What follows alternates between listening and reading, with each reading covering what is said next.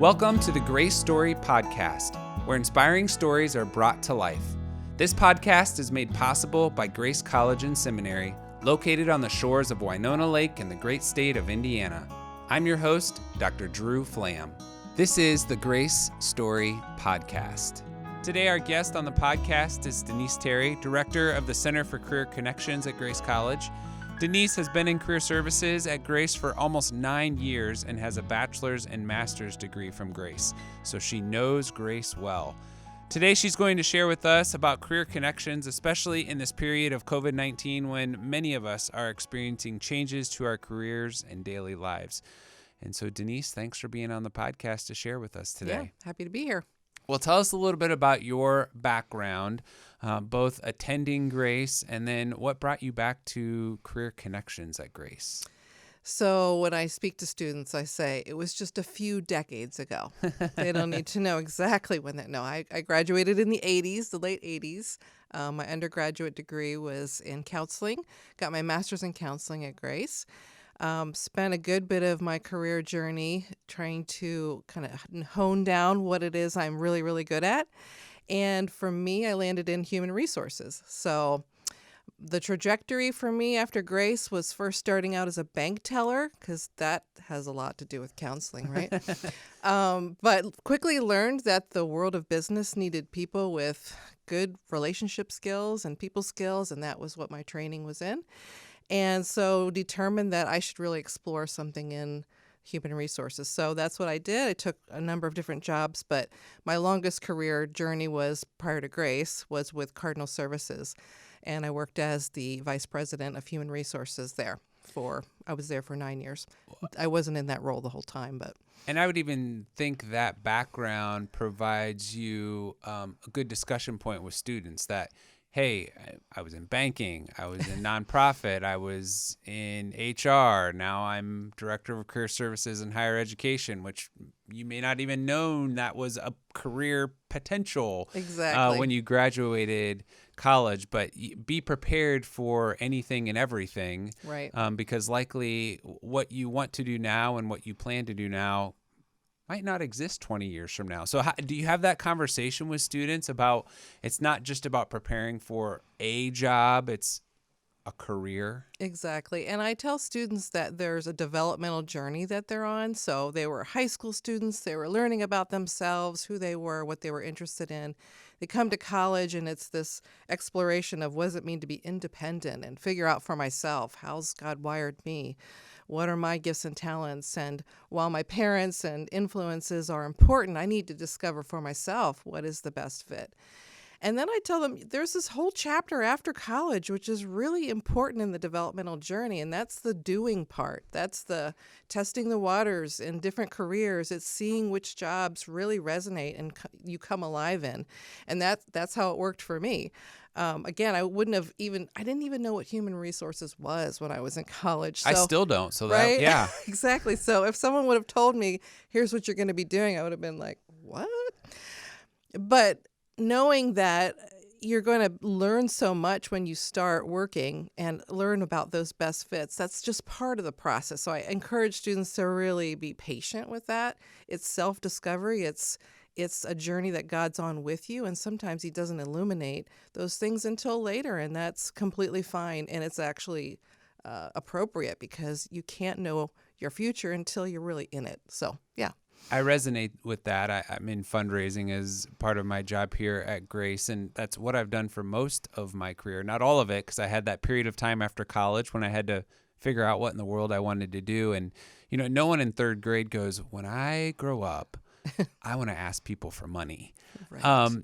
That's not usually on the list. But I eventually found my way to that career, and it was like, oh, this is what God has gifted me for. So it's a discovery process. What are some of the big programs? What are some of the big initiatives of the Career Connections office to assist students along that journey? So we really like to describe it as we're trying to parallel that academic journey. So from start to finish. So it's not really, we'll wait till that junior, senior year, and then we'll knock on the door of the career office. We really want students to see our services as being really relevant to them from the beginning through to the end. So we engage with freshmen in that first year experience class, talk about career and calling. How do you figure out where this is all going? How do you begin the process of self-discovery? So we provide them tools and assessments and ways to think that through. And then, of course, along the way, there's different types of professional development they need to be learning. So again, if they wait till their senior year to figure out how to interview, they're going to miss an opportunity to get ready for their internship interview if they haven't practiced already. So we have big events we do. We do a mock interview event. We'll probably talk about how we converted that this year, but that's one of them. We do an etiquette dinner. We do a Dress for Success event. So those are some of the larger event kinds of things that we do. But of course, so much is learned just through kind of one-on-one conversations. So lots of career coaching. We do presentations in classes on career content. We help students with their internship research. We help them with making those connections. Of course, we host career fairs and provide all kinds of ways for students to connect with employers to learn about those experiences and jobs. So we are a small office, but we really try to spread out what it is we do and offer it to all students. A lot of our model is in collaboration with faculty as well. So we really try to work with faculty to help them get up to speed on the kinds of careers that are available in their industry, in their fields, and connecting with students in their classes and, those kinds of things. I'm going to put you on the spot a little bit. Can you think of a student, could be a current student, could be a recent alum, that you would point to as a great case that from, came in as a freshman, no idea what they wanted to do to, now they're really succeeding either in their career journey or in their already discovered career? Can you give an example of a student who has made that transition you talk about? Sure. I think of a lot of students, honestly, but one that comes to mind is someone who actually worked in our office. So we always tell students, if you want the best connection to our office, just come work for us, because then we're like that's your kind of the parents. inside access right there. Absolutely. Yeah. So I think about Blaze Bowers. You might recall Blaze. He graduated, 2 years ago, I think. But anyways, he was an elementary education teacher, or was studying to be a teacher, and decided really at some point along the way that he wanted to really pursue law. And so his interest in history, I'm sorry, it wasn't elementary ed, it was secondary ed in history. He'll be texting me if he ever sees this. I'm like, what were we talking about? Secondary ed history. And really at some point along the way, this passion for law really kind of grew and developed in him. So he did some job shadowing. He really networked well, and we helped connect him with people that he could learn from and engage with about the ideas that he's been thinking about and how he would kind of further his path. And now he's in law school in Florida and is very excited. He's got, I think, one more year left. He's going to be doing an internship this summer in Detroit, so he'll be back to the Midwest area and anticipates a job offer at that point to continue on with their firm. So he's someone that we really connected well with and helped connect him to experiences and opportunities to explore this passion. So, yeah. That's great. One of the things we have as a great blessing is we're in a small-ish town with big-sized companies, and we have, large Fortune 200 companies here in Warsaw, along with a vibrant agricultural community and a lot of companies associated there. Grace is big enough to matter to this community, but this community is big enough to afford a lot of opportunities. Talk about how you make those connections for students locally, and how easy or difficult is that to get students opportunities with local companies while they're here at Grace? I mean, Grace has a wonderful reputation in this community, and really a lot of the local employers see us as a talent pool. While they may recruit at some of the Big Ten schools for some of their programs, they really see students who live here are going to be committed to this area. And so we already have an easy sort of obvious connection there with the regional employers and some of even those larger ones. So because we are such a small community, a tight-knit community, people know people. And so we always tell students the best way to get a job is through networking. And so why wouldn't they take advantage of the connections that we already have with recent alums or with people that are a part of our church? We know people who know people. And so we really offer that to students. Take advantage and leverage those connections that we have. You may not have those connections, but we do. And so do your faculty members. So do other staff at Grace. And people are really happy to open their doors to those regional students because, again, they see them as students who are going to be committed to sticking around. So we have that advantage. Whenever we reach out to employers to connect and say, hey, would you be willing to take a student for an applied learning or an internship? We rarely ever have a no to that question. It's just an obvious win for everyone. So we feel really privileged and blessed that we have such an open door to our community and that we have people who've been at Grace long enough to actually know the executives at these places. And so there's just, a really great synergy that comes from that. I want to transition us a little bit to talking about where we're at today. You gave me a call a few weeks ago, and we're recording this just a few days from graduation for our seniors who, had to finish their education at home and enter a work environment that is very unsteady. I've seen some recent numbers to even say unemployment has now crept into the double digits. For our region, normally it's closer to 2-3%. And as we talked, you kind of said, hey, a lot of the stuff I'm working on right now for seniors to try to help them in this transition period when jobs aren't as plentiful, when they're entering a workforce that has changed significantly and quickly.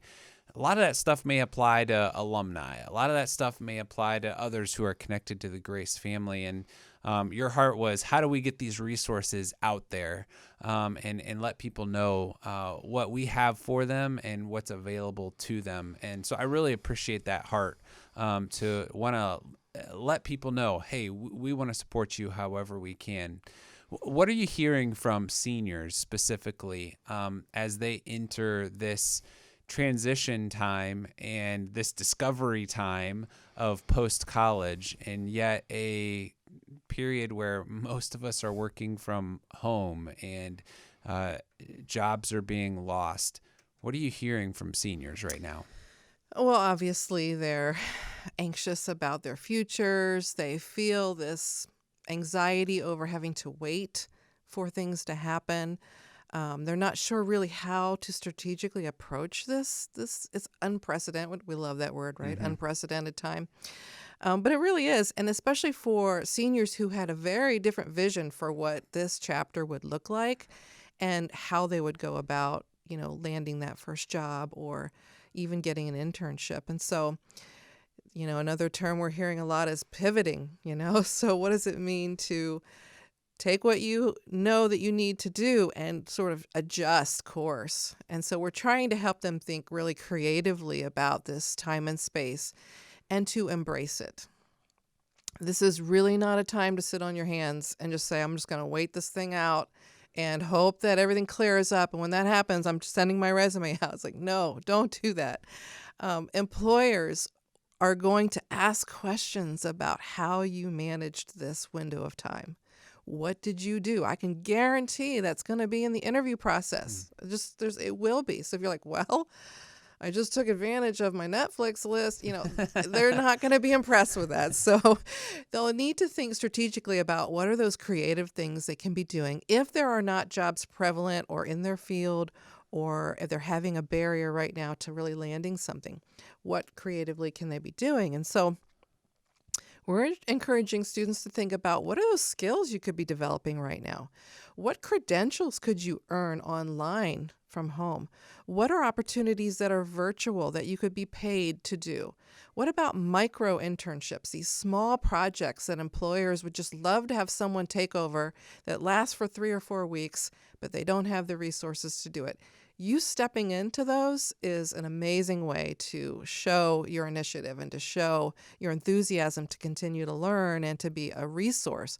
So having students think about what can I be doing instead of what can't I be doing is really, really key to this process? And what are those transferable skills that I need to be developing? As we hear employers talk about this skills gap, graduates, we're really hoping to see more of these things develop, communication skills, problem solving, critical thinking, things like that.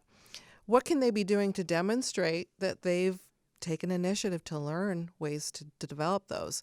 And there's so many things they can do from home to demonstrate those things. But I would also say there are still jobs. There are still internships. There are still opportunities. Employers have converted a lot of their jobs to virtual. So they need to be thinking about what are those filter search terms I need to use. So if I go to Indeed, I go to Handshake, I go to these larger platforms, what are the filter terms that will get me to those kinds of opportunities? And it's remote work, it's virtual, it's those kinds of filter searches that will help populate those kinds of opportunities. So I take a positive approach to this and say you really can maximize this crazy window right now and shine and show employers that you've got what it takes because you knew how to address a really crazy window of your life and make the best of it. So we're always here to help them brainstorm, help them think about what they could be particularly be doing to get the skills they need. So I encourage them to reach out to myself, to Jackie Forste, to our office to really engage with what can I be doing right now. That's I don't know that I've really thought about that, but I have 3 kids to feed, and a wife and a home and bills to pay, and so I'm looking for steady Eddie, not a lot of change. Students are in this period of time where it's an uncertain world. All those companies you talked about, they don't know what the future holds. They're looking for somebody who's willing to do something out of the box, to be flexible, to do a short-term project, to change, adapt. And students are at a great place to be able to do that, whether they're in school or just graduating. Hey, sure, I'll take on that 3-week project or that 4-week project, or hey, I'm just going to make up something at home and put it on display. Let's dig in a little bit on some of those things that you talked about. So let's start with micro credentials. What's a micro credential? And how do I get one? Right. So there's so many out there. And obviously, depending on the field that you're interested in, you're going to pick ones that are relatable or transferable. But, Google Analytics certifications, Microsoft Office Suite has certifications that students can earn. And if you imagine, is there really any job that doesn't require, a proficiency level in those things? Literally every job does. If you can work on an Excel spreadsheet, you can get a job. Absolutely. Yeah. I mean, I think it should be a core class for all of our students. I've told my son, I'm like, if you take nothing else, take a spreadsheet class. So it's those kinds of things. And they're free now. I mean, employers or organizations realize people don't have extra funds to pay for certifications. So they're giving these crazy low prices or for free. LinkedIn Learning has opened up, I think, a free month for anyone who wants to take any of their LinkedIn learning opportunities. And those are well-produced, very professional, very relevant kinds of skills students can take advantage of. So those resources are out there. And those kinds of credentials, I think if you're really wanting to figure out what's the right one to earn, is to do some research. What are the credentials needed in my industry? What are the kinds of things I can do outside of an academic program that will just enhance my marketability? And again, some of the ones we mentioned, like Microsoft Office, some of those things. But it may be even some human service kinds of credentials, like addictions training or certifications in some form of therapy or some form of mentoring.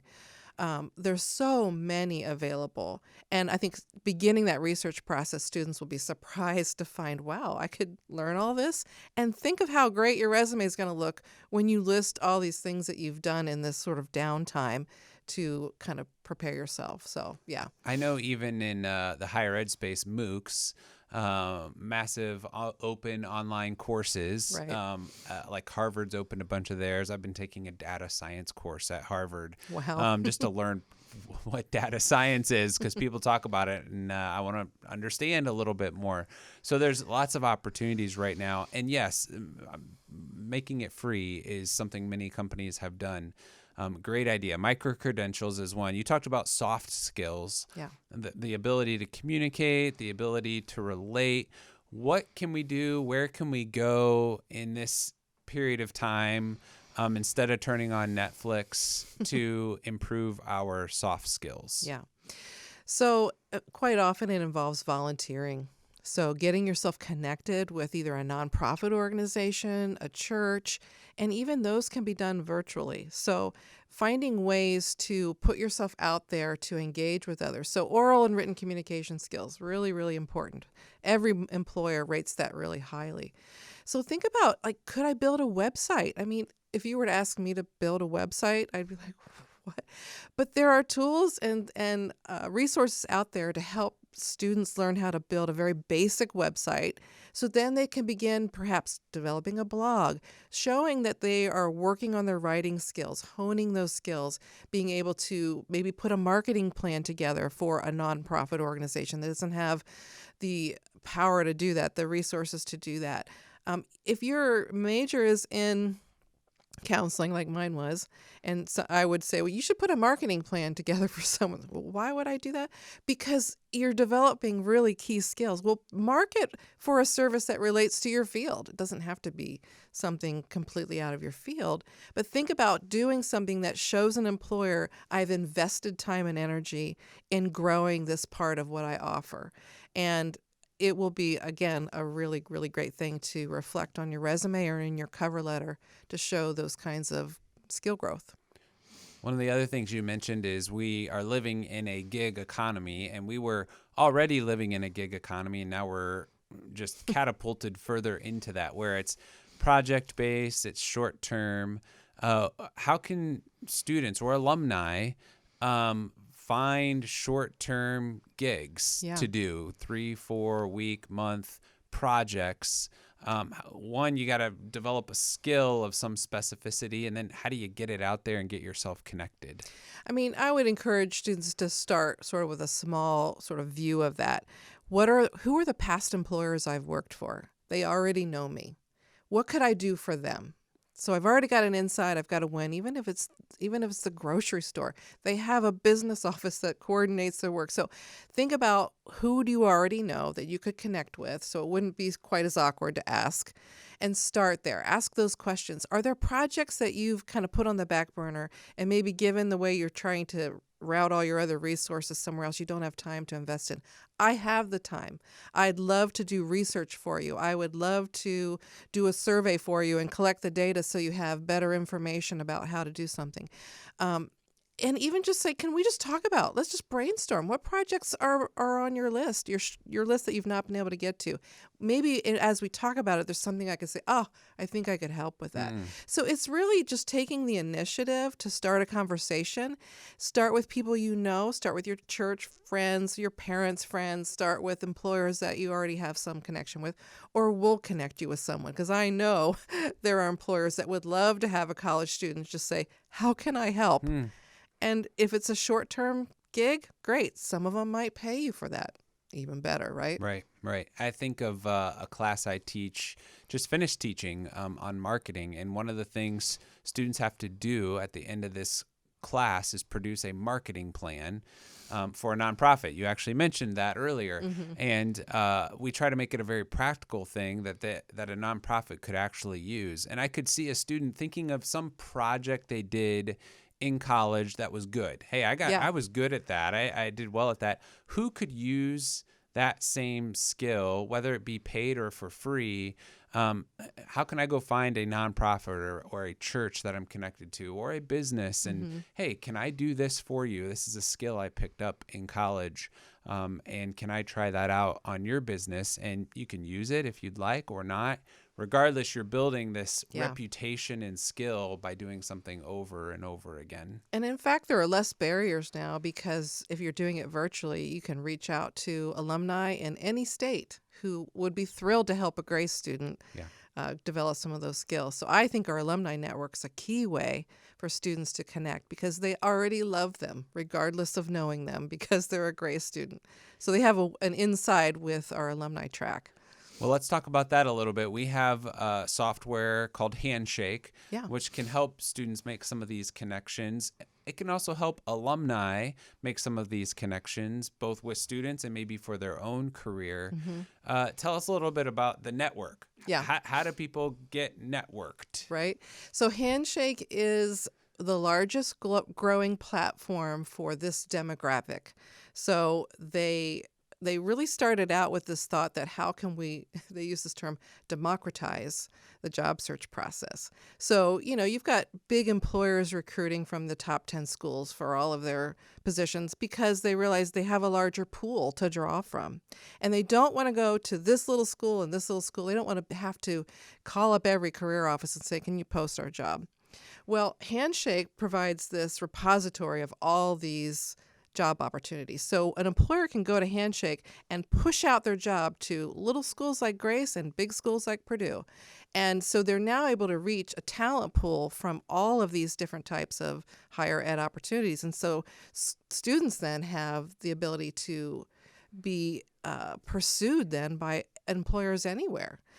And again, like I said, Handshake's the fastest growing platform for that kind of demographic. So if a student's like, well, I don't know where to look for a job, well, you really need to start with Handshake, because if you're going to the Indeeds and the Monster.com, all these bigger platforms that really have a recruiting need for people with 10 plus years experience, you're weeding through a lot that way. This narrows it. They already know who their applicant pool is. And so you've already eliminated having to sift through jobs that don't relate to your background. They want entry-level students. So starting there is really key. Handshake has some cool features for students to connect and network. They have this reviews function in there where students who've done internships at companies can talk about that. Here's what I loved about working for Google. Here's what I loved about working for whatever the company may be. Here are the things I would encourage students to do as they pursue an internship with this company. And this is a student telling a student, so they're actually more credible to a student in terms of reliable.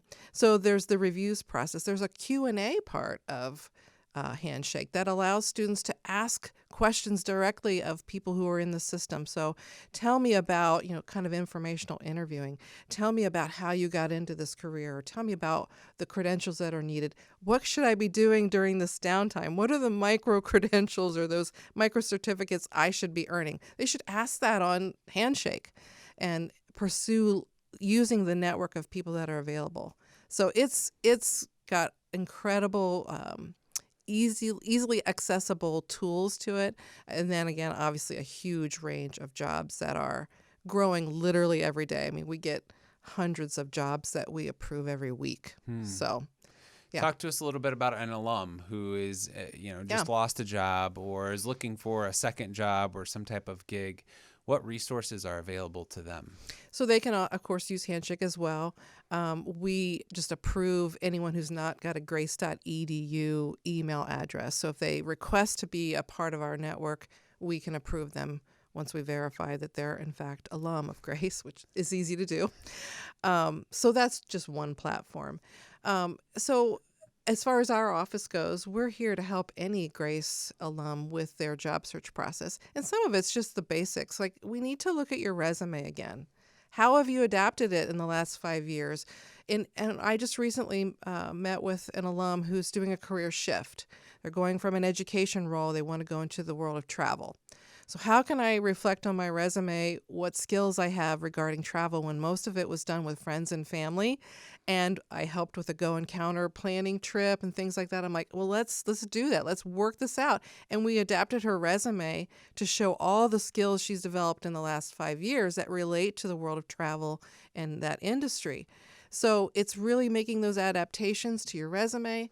It's being sure that you're clear on what direction you want to go. So having a conversation with us to help think through what are your strengths, what are those environments where you'll thrive.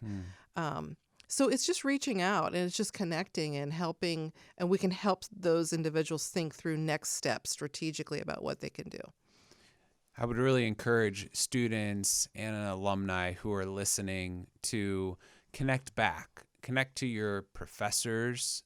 They often have industry connections and have an idea of what's going on in the field and can make some of those connections for you, and connect back to the Career Connections office.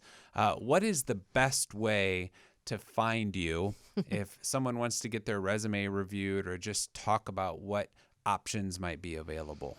So on the Grace website, of course, there's a Career Connections page. I think the link that we put out there is grace.edu/connect-me. So if you can remember that. You can also just type Career Connections in the search bar. Exactly, yes. And so all of our contact information is there, our emails. So that's the easiest way, is just to go to the website, find our email, and we will respond really quickly. You know, what's exciting about this period of time, if there's anything that is exciting, is that those of us who have faith in Jesus Christ and have confidence about what the future ultimately holds, we have an opportunity to bring hope to many who are hopeless. And one of the best ways and most effective ways we can do that is through those we work with, whether it be in a church setting or in a nonprofit setting or in a business setting. We are the hands and feet of Christ wherever we go, and we want to be great at our jobs, but also do it with that service mindset, character, competence, service that we talk about at Grace. And so thank you to you and your office for making those connections possible so that our students and alumni can go literally around the world serving. And I appreciate you also being a part of the Grace Story podcast today. Yeah, it was great. It was fun. Thank you all for listening as well to the Grace Story podcast. Music was written and produced by Dr. Wally Brath, Assistant Professor of Worship Arts at Grace College. Thanks to our co-producers, Andrew Palladino and Rick Neer as well. And if you can do a huge favor or rate, comment on this podcast wherever you retrieved it from, we would be so grateful. Until next time, live your best Grace story today.